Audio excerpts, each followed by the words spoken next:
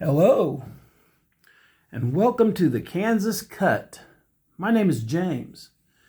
Today we're going to take a look at the flag of the great state of Kansas. A little bit of the history about the flag and the flag itself. But before we get started, please take note of the message in front of you on your screen.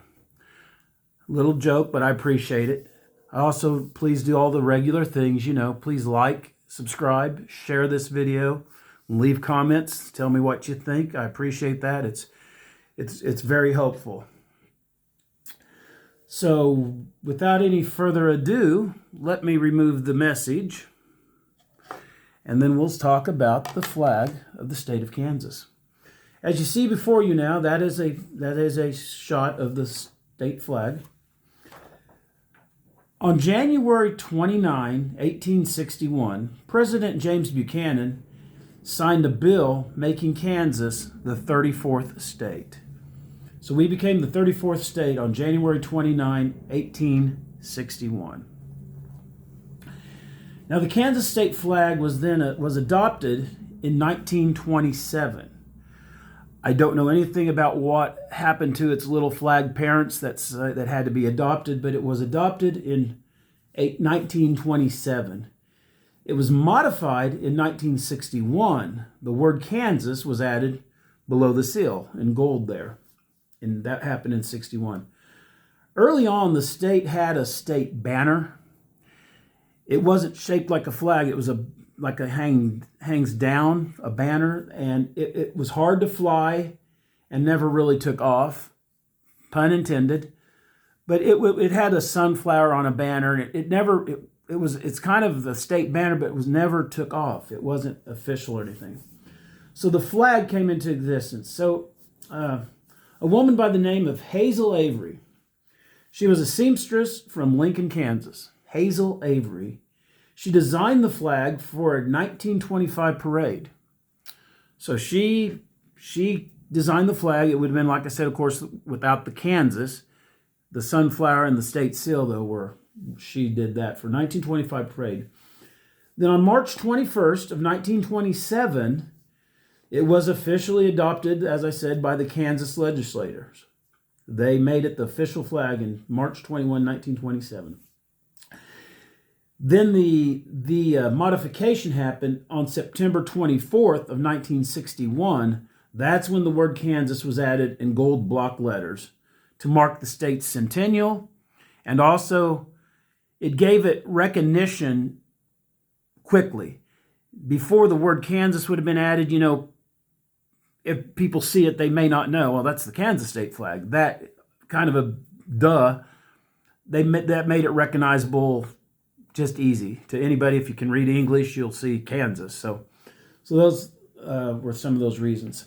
So let's take a look at the flag a little bit closer. It's quite beautiful. It's kind of simplistic, as you can see, in its design, but sometimes less is more, right? So I think it's quite beautiful.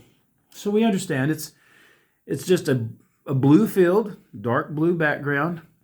We've got the sunflower, the state flower, the state seal, and then the word Kansas, the state name.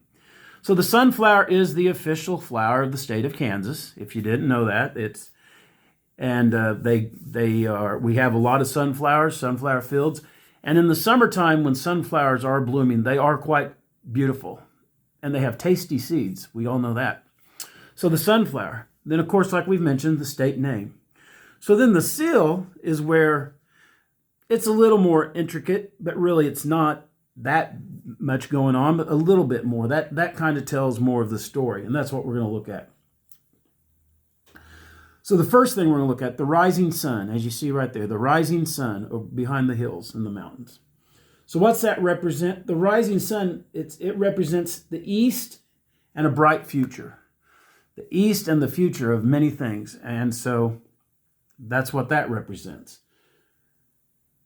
The settler and his plow. We see here the settler, and he's in his field, and he's got a horse-drawn plow. There's two horses there pulling his plow. He's doing a lot of work. What's that represent? It represents agriculture, and as agriculture and as it has to do with prosperity, and that we are an agricultural state. Kansas is a very much an agricultural state.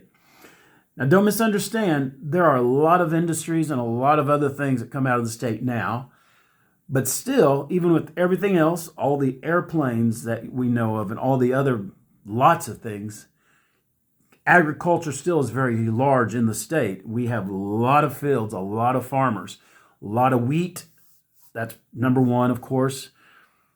Also corn, soybeans, and all the normal things. But we are an agricultural state, as in many of the Midwest states around here. Iowa, Nebraska, Oklahoma, Missouri. We're all, it's just a lot of farming, but it's good. And that's what that represents, that the settler, the plow, the people that were going west and they stayed here and made a home out of it.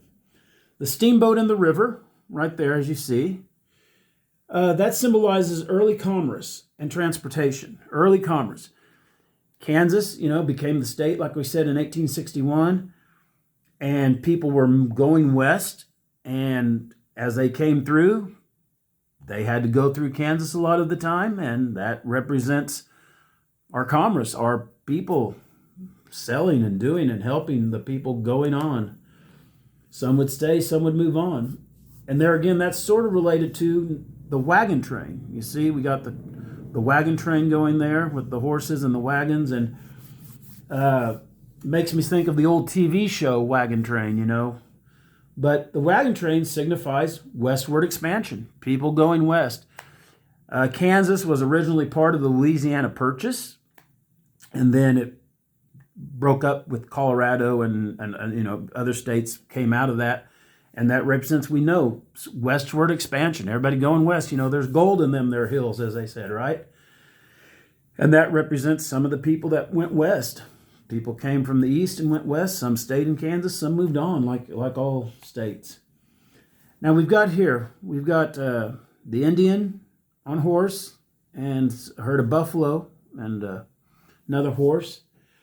That represents, it pays homage to the indigenous heritage and wildlife of the region. A lot of Indians were in this region, as we neighbor and border Oklahoma, and Oklahoma was a very large Indian region. And so that represents that. And buffalo, there are a lot of buffalo in Kansas at the time, and there still are, regardless of what people might tell you, you can see buffalo around. And there are still some around. Then we get up to the top, the 34 stars. Well, you can probably guess what that represents. That represents that Kansas as the 34th state admitted to the Union.